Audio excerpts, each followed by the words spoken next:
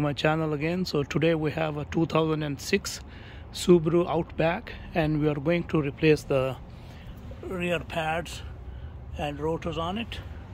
So first of all, what you're going to do, we open the hood. We are going to open this lid for the brake oil reservoir, and we'll just put it loose on top of it. This is when you press the caliper piston, so the oil does not stay inside packed, and it also relieves a little bit of pressure in the brake lines, but make sure that it does not overfill. So if you see that it's overfilling, it's going to overflow, then you have to take some out with the turkey baster.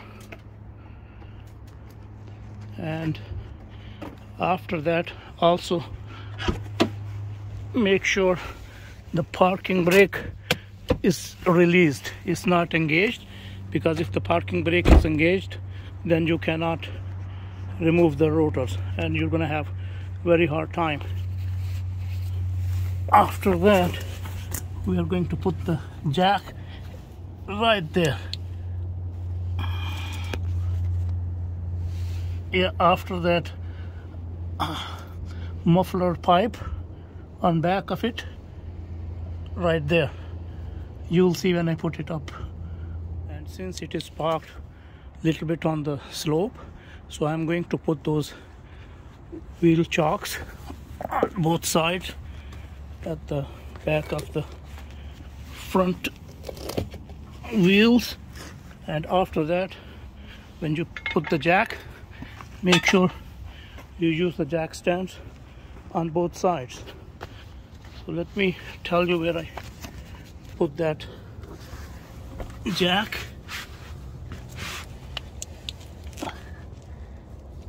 Right there. You see that? So that's in the middle, and that's part of the frame, and it will just jack up the car evenly and will raise both the rear wheels. And before you fully raise the wheels off the ground, make sure to break the lug nuts, and that's going to take a 19 mm socket. Okay, that's good.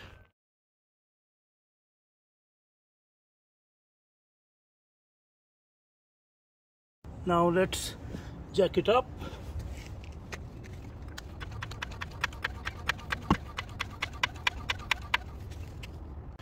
Now slowly lower the jack and let the wheels of the car rest on the jack stands. Like that.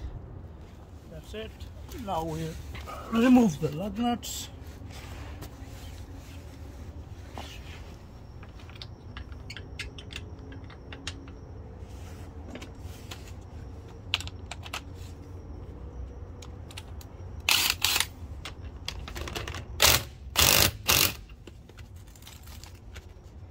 Just making sure the parking brake is not engaged. Free to move.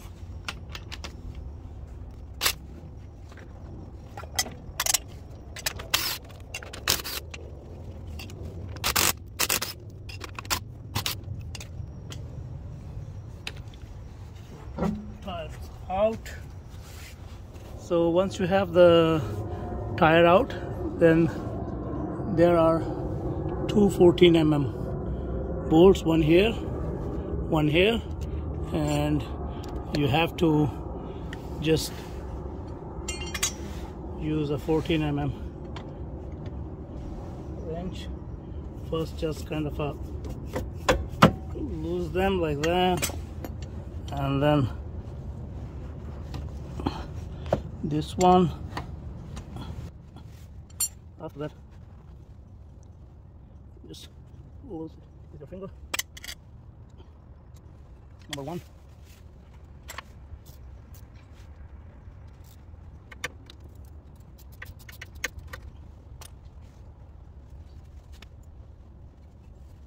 And it goes in the top one.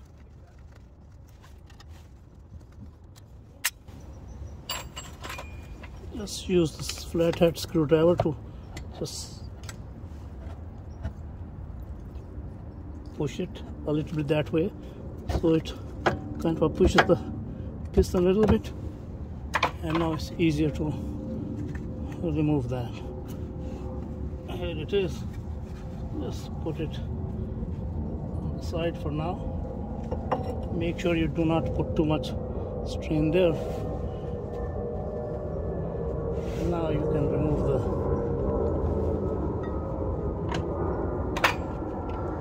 both the pads. This is number 1. That's number 2. We'll check the hardware after that. Check if they are properly looped. This one is okay, this one is not. I'll just remove that too and put some silicone grease. But to remove that rotor, we have to remove, there are 2 14 mm bolts again. Let's see if I can show them to you.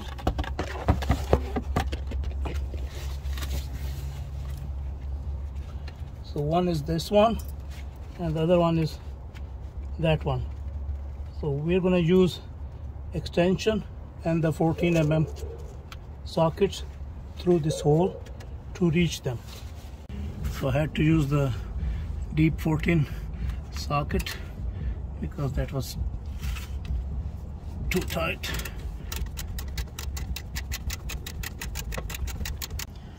So finally it's out. It was very, very stubborn. I have to use my impact wrench with the long extension to remove that 14 mm bolt.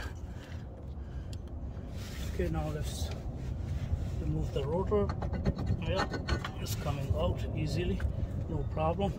Sometimes, like if you run into problem, then there are these 2 small holes where you can put like I think 8 by 1.25 bolt, and then just tight them and it just pushes against this and then it comes out. But this time it was easy to come out. So just spray some brake part cleaner.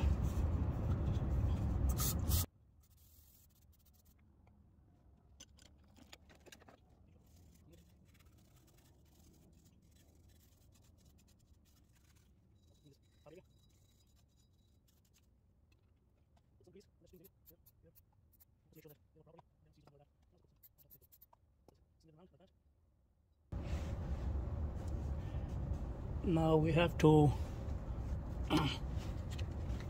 press this caliper piston.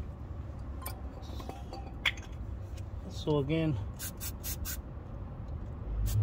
clean it up. You can also clean the dust around it. And now I'm going to use this piston press compression tool. Just use that.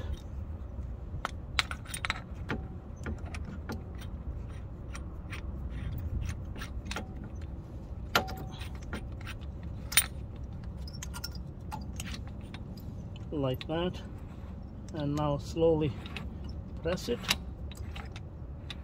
rotate it, and you'll see that this part going inside. Keep turning it until it is flushed. Okay, so after the piston is fully compressed, pushed in, put the new rotor on. Before that, make sure like it matches. Okay, and then after that you can just put it on like so. Now we're gonna clean the caliper.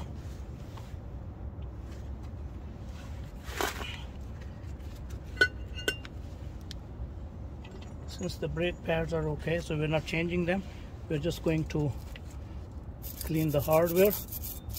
Again, first clean it with the brake parts cleaner.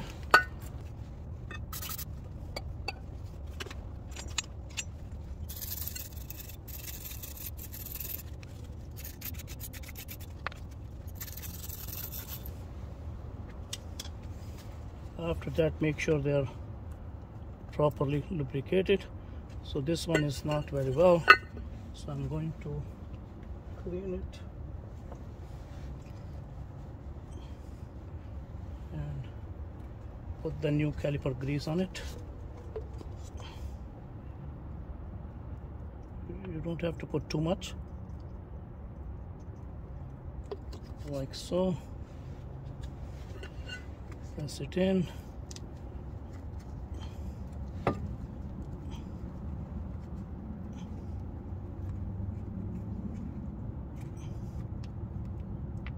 Okay, seems to be okay. Okay, just put some on top of inside this one too.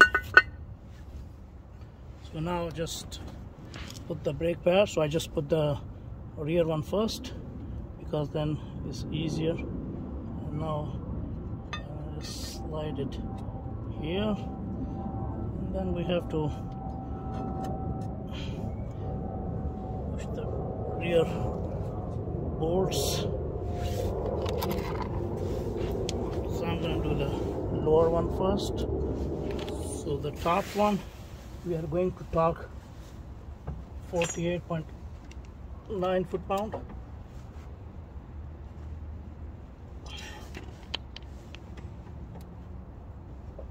And the same we'll do the bottom one. So both the 14 mm knuckle bolts are torqued to 48.9, like almost like 49 foot-pound. And again, I just put some grease on the ears of the pad, outer pad, and I'm just gonna push it this one here like so. And now we are ready to put the caliper back on.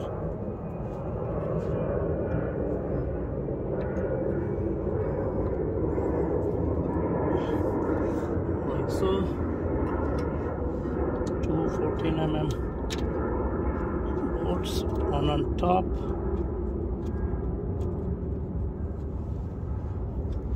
one at the bottom.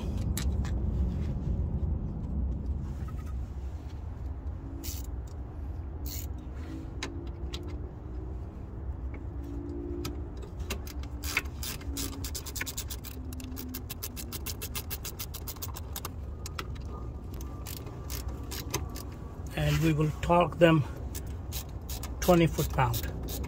Okay, so all done. Now I'm gonna just put some NECs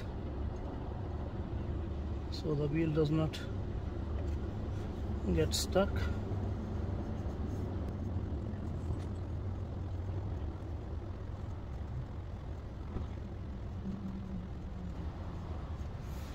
Okay, now I'm gonna put the wheel onto it.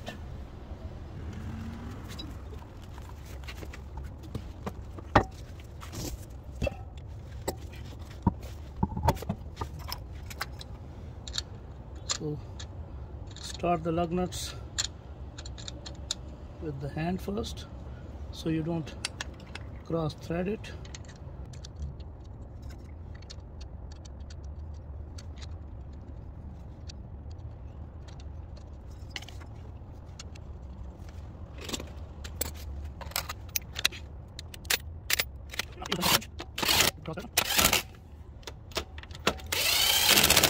On the low speed setting.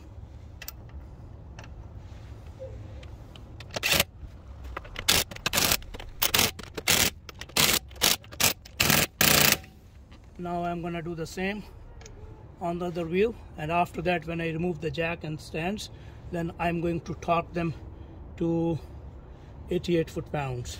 Okay, so when you are done, just remove the jack stand, remove the jack, and then remember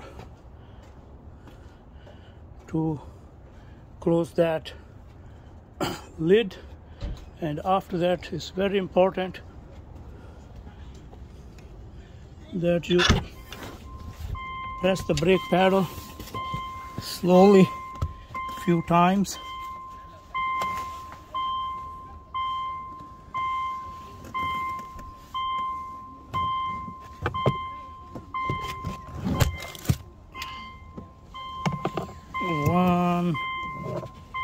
2, 3, 4, 5, 6, and that's it. And remember to torque the lug nut to 89 foot-pounds.